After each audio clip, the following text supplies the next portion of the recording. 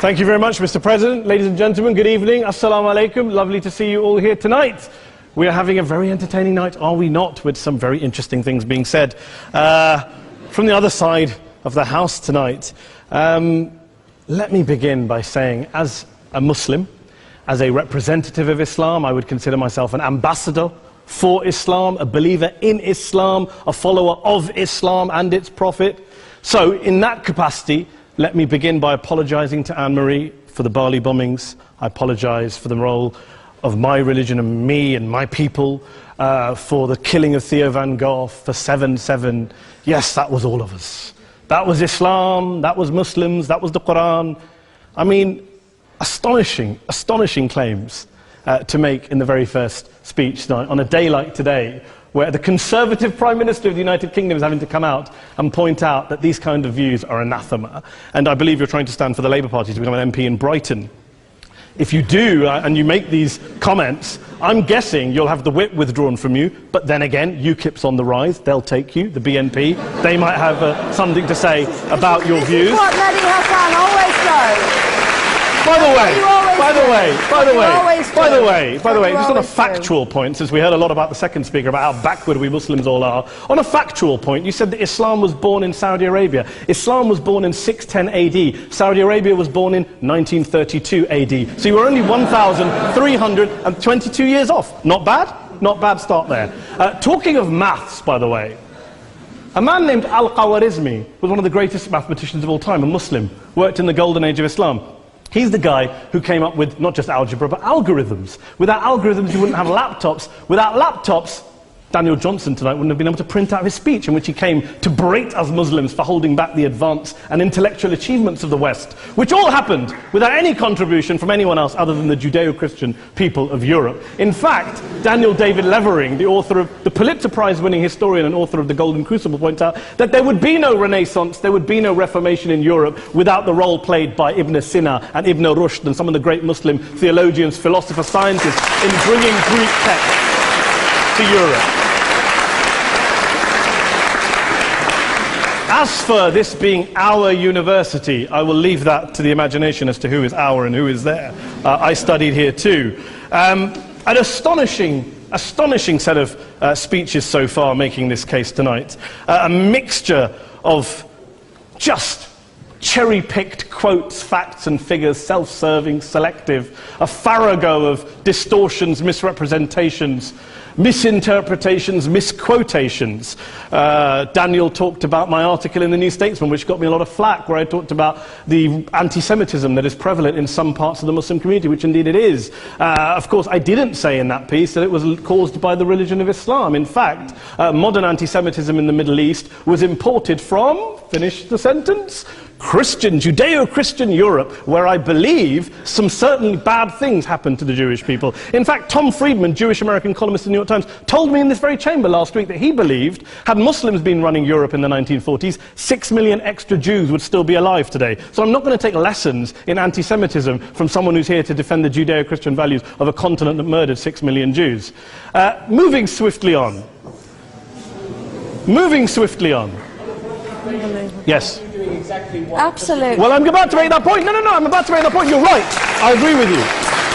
I agree with you 110%. That is my point. I don't think Europe is evil or bad. I'm a very proud European. I don't want to judge Europe on that basis, but if we're going to play this gutter game where we pull out the Bali bombing and we pull out examples of anti-Semitism in the Islamic community, then of course I'm going to come back and say, well, hold on. I mean, look, let's be very clear. Daniel here was a last-minute replacement for Douglas Murray, who had to pull out. And Douglas and I have a well-documented differences, but to be fair to Douglas, as to be fair to Anne-Marie and to Peter, atheists. Atheists see all religions as evil, violent, threatening. What the problem I have with Daniel's speech is that Daniel comes here to mount this robust defense of Christianity, forgetting that his fellow Christians, people who said they were acting in the name of Jesus, gave us the Crusades, the Spanish Inquisition, the anti-Jewish pogroms, European colonialism in Africa and Asia, the Lord's Resistance Army in Uganda, not to mention countless arson and bomb attacks on abortion clinics in the United States of America to this very day. I would like a little bit of humility from Daniel first before he begins lecturing other communities and other faiths on violence, terror and intolerance. But, no thank you. Some water. But I would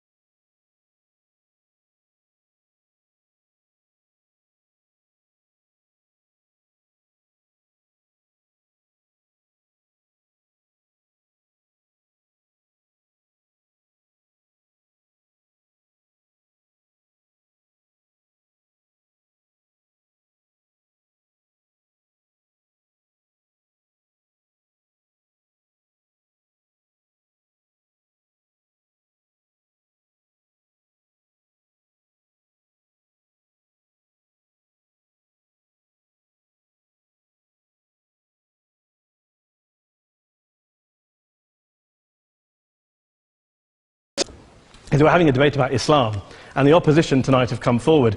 We have a graduate in law, a graduate in modern history, a graduate in chemistry, and you know, I admire all of their intellects and their abilities, but we don't have anyone who's actually an expert on Islam, a scholar of Islam, a historian of Islam, a speaker of Arabic, even a terrorism expert or a security expert or a pollster, let alone to talk about what Muslims believe or think. Instead, we have people coming here, putting forward these views, putting forward these sweeping opinions. Listen to Professor Robert Pape of the University of Chicago, one of America's leading terrorism experts, who, unlike our esteemed opposition tonight, studied every single case of suicide terrorism between 1980 and 2005, 315 cases in total. And he concluded, and I quote, "There is little connection between suicide terrorism and Islamic fundamentalism or any of the world's religions. Rather, what nearly all suicide terrorist attacks have in common is a specific secular and strategic goal to compel modern democracies to withdraw military forces from territory that the terrorists consider to be their homeland."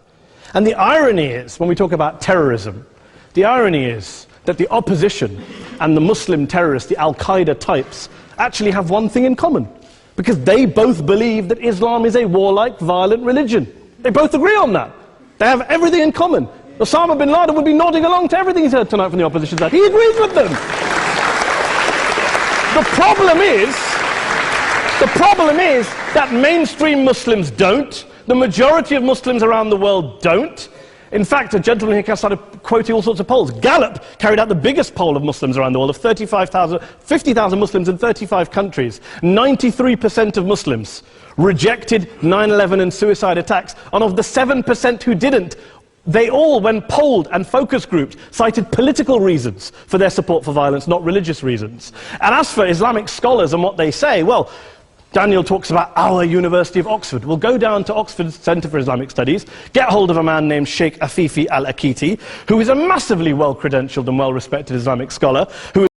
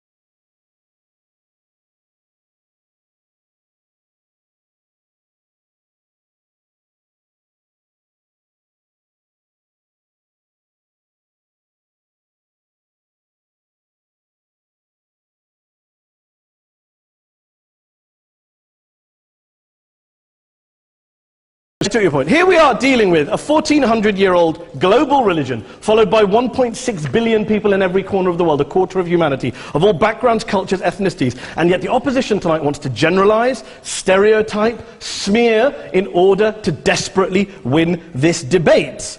And here's my question, if we're going to generalize and smear.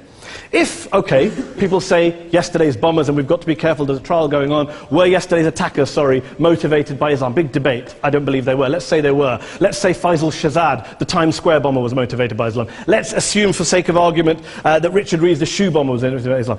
If Islam is responsible for these killings, if Islam is what is motivating these people, and Islam is therefore not a religion of peace, a religion of war, then ask yourself this question: why aren't the rest of us doing it?